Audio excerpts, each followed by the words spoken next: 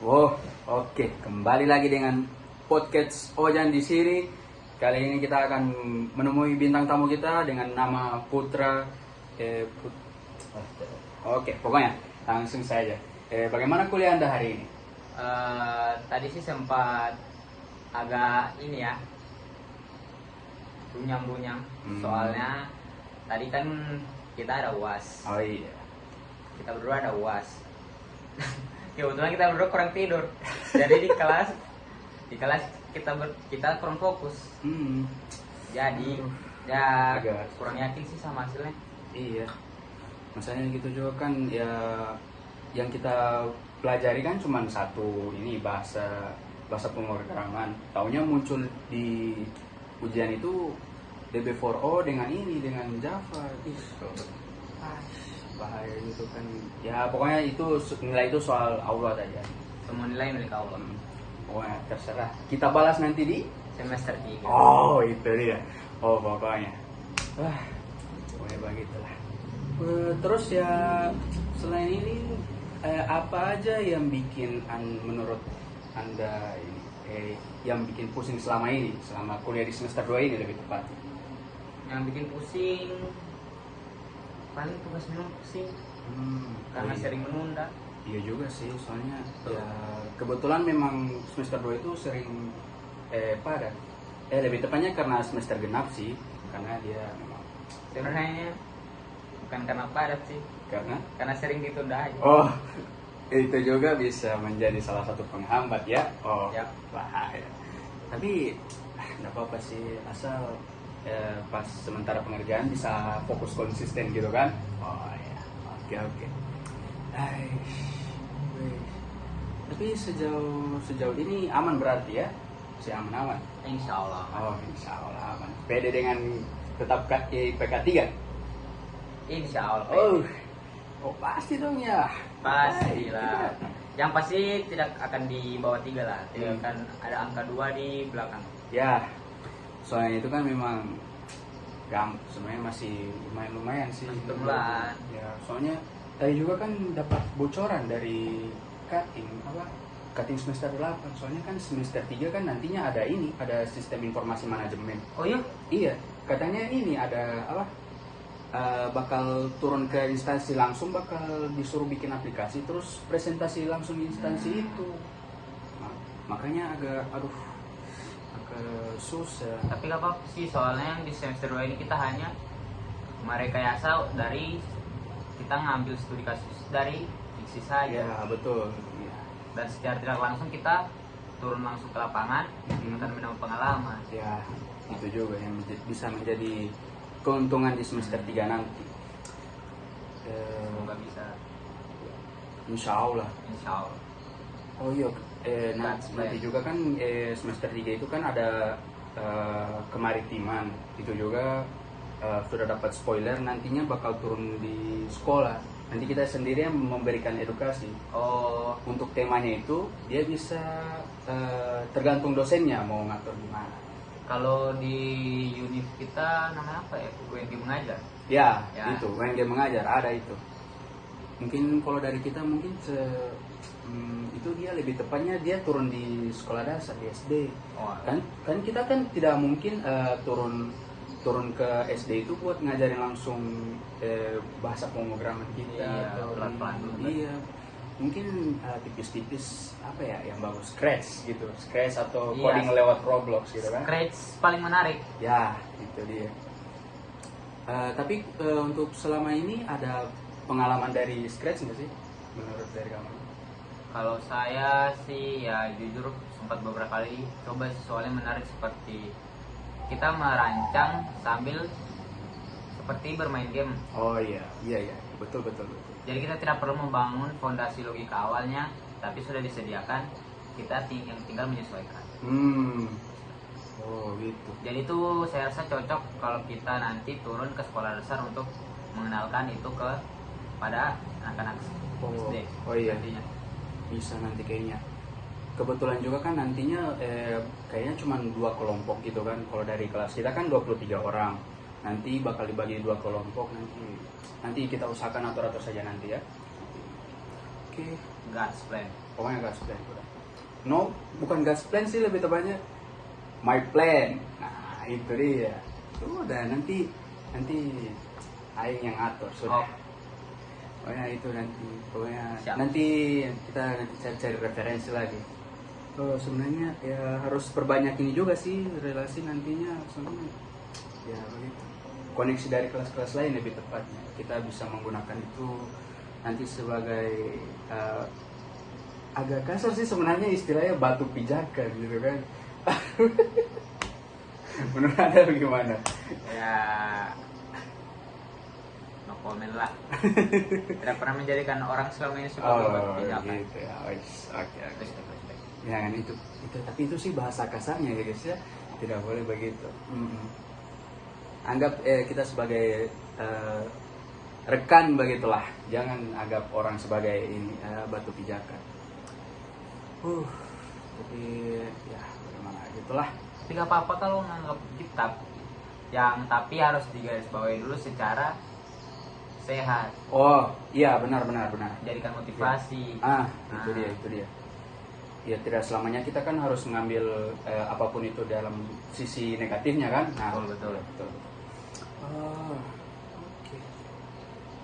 Itu dari sisi kuliah sih harusnya oke, aman sih. Oke. Mohon maaf tadi ada sempat ya ini ke-cut karena ya agak lobet tadi ya. Tapi kita lanjutkan saja. Kalau kita mulai dari sisi hiburan dah. Apa yang biasa jadi hiburan Anda untuk selama akhir-akhir semester 2 ini? Soalnya kan ini kan ya kebetulan memang lagi padat gitu, terus banyak tugas, dosen ya gitulah, ada yang agak rese gitu. Ya apa yang jadi hiburan Anda untuk belakangan ini? Kalau saya sih 3 hal yang saya lakuin sih untuk menghibur diri akhir-akhir ini. Apa-apa? Ya pertama bermain game, menonton film atau mendengar musik. Dan saya juga kadang-kadang membaca. Oh. Jadi bukan 3 lah, 4. Oh iya. Kalau game mulai biasa main apa? Main Mobile Legends kan? Main. Oh. Tentulah. Siapa yang tidak suka main Mobile Legends ini? Ya mungkin. Tapi Hanya yang tidak tahu esensi serunya tidak bermain game itu. iya. Cuman ya semakin kesini semakin lumayan bikin stres juga sih. Itu kalau kita main sendiri, karena kan kita bertemu dengan orang asing yang tidak tahu apa yang harus kita ini. Oh iya. Kita target sama-sama. Lebih Jadi tepatnya. berbeda pikiran. Oh iya. Lebih tepatnya dia orang-orang atau biasa orang disebut itu publik kan? Iya, publik. Agak susah mengimbangi dengan gameplay kita Benar. gitu. Biasa main role apa? Kalau saya flex, Oh fleksibel. masih yang kosong. Tapi Tapi lebih lebih- dalamin apa? Dulu sih mendalami di sisi jungler. Kebetulan saya main link user. Oh link user. Oh iya juga. Sekarang Tapi kalau dari saya sih ini ganti-ganti. Mulai dari SMA itu sebenarnya ini main roam, memang main roam sampai top 1 Kofra Gorontalo itu. Cuman ya semakin kesini kan sudah semakin sering main sama teman-teman mabar per kompleks itu, akhirnya sudah main di Gold. bol. Iya. Kemarin juga saya sempat main di gold sih.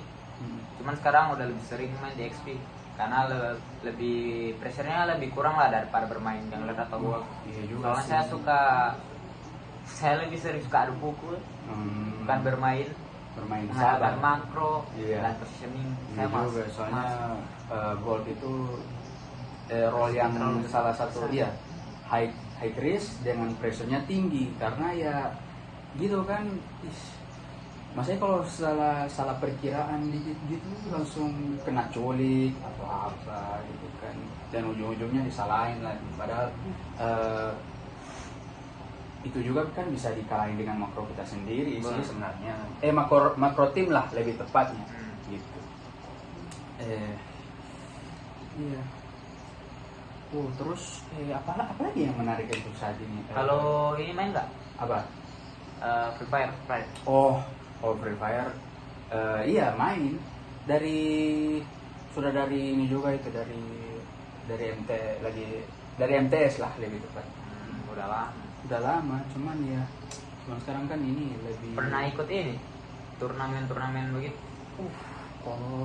Kalau FF ini sebenarnya dia turnamen ini paling cuma turnamen di BR, tapi lebih sering ini Pastor CS. Alah. Pastor CS atau istilahnya Isian begitulah. Nah, tahu kan? Tahu. Siapa yang tidak tahu itu?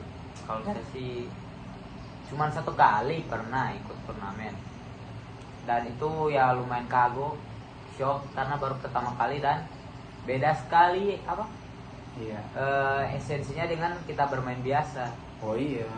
Karena kita harus memang benar-benar memikirkan stratnya secara matang. Kalau Iya. salah gerakan saja kita langsung tereliminasi. Nah iya juga, soalnya kan itu kan itu kan namanya juga kan makro gitu. Iya. Makro FF itu kan memang beda gitu.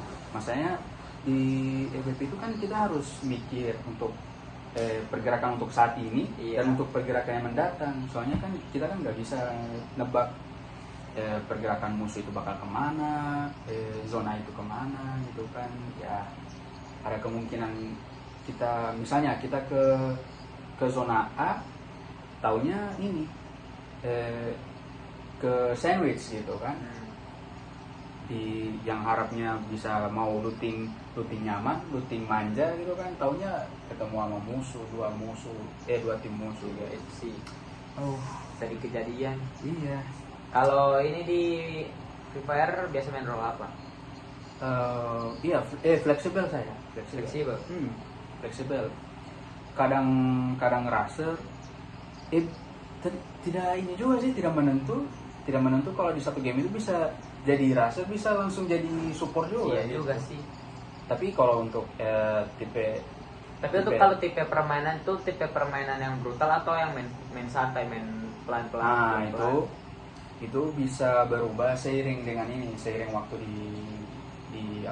di tour gitu. Biasanya kan ada tim yang baru turun, mereka memilih di tempat yang memang tempat orang turunnya itu ramai. Nah iya. Jadi turun situ memang kayak gambling, antara mati atau dapat poin. Nah itu kalau begitu posisinya pasti ngambil high risk lah. Nah kecuali kalau memang sudah betul-betul aman atau mau memikirkan dulu next stepnya bakal gimana, nah itu kita main santai dulu. Tapi ya harus ini juga sih sebenarnya, harus cepat-cepat pikir juga sih sebenarnya, tergantung. Makanya kalau dari tim saya biasanya ubah tipe gameplay tergantung dengan situasi.